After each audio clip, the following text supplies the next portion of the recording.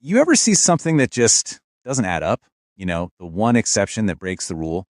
Well, in science, those exceptions, we call them anomalies, are often the exact thing that leads to a huge breakthrough. Today, we're going to dig into how these strange outliers can totally flip our understanding of the world on its head. So check this out. Over a century ago, the philosopher and psychologist William James came up with this incredible metaphor.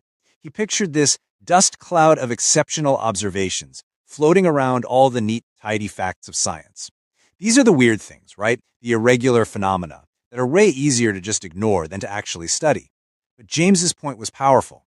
He said the person who's going to truly revolutionize science is the one who pays attention to that very dust cloud. Okay, so what exactly are these irregular phenomena that James was talking about? Let's lock in a clear definition. To put it simply, a scientific anomaly is something that our current theories just can't explain. It's a direct challenge to everything we think we know, kind of like a puzzle piece that just doesn't seem to fit anywhere. Now, what's so cool here is that someone actually took this idea and ran with it. This is the cover of the Catalog of Biological Anomalies by a guy named William R. Corliss.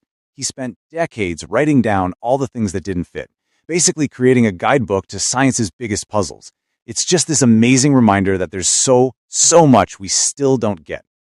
And that brings us to a really important question. If we're on the hunt for these game-changing anomalies, where do we even begin to look? Well, as it turns out, sometimes they pop up from the most tragic events imaginable. This leads us right to the nuclear disasters at Chernobyl and Fukushima. I mean, these events were absolutely horrific, but they also created a situation that scientists could never, ever have designed themselves. Think about it. Once people were evacuated, these huge exclusion zones became, unintentional laboratories. They gave us this grim but completely unique window into the long-term effects of high radiation on entire ecosystems. It was a modern-day dust cloud of biological anomalies just waiting to be studied.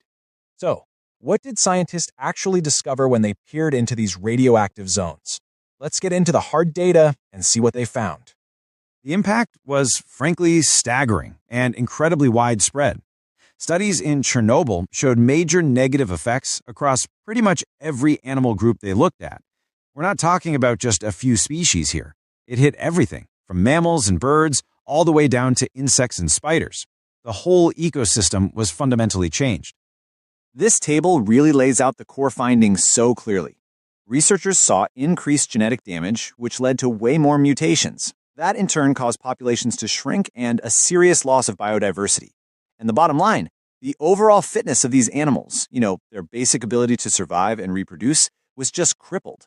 The real takeaway here is that the radiation created this severe cascading chain reaction that rippled through everything. The story gets even more fascinating when you compare the two disaster sites side by side. That comparison gives us a really crucial clue about how these effects play out over time. The big difference here is just time. The Chernobyl disaster was back in 1986, so the wildlife there has been living with radiation for many generations. That's allowed mutations to really build up over the years.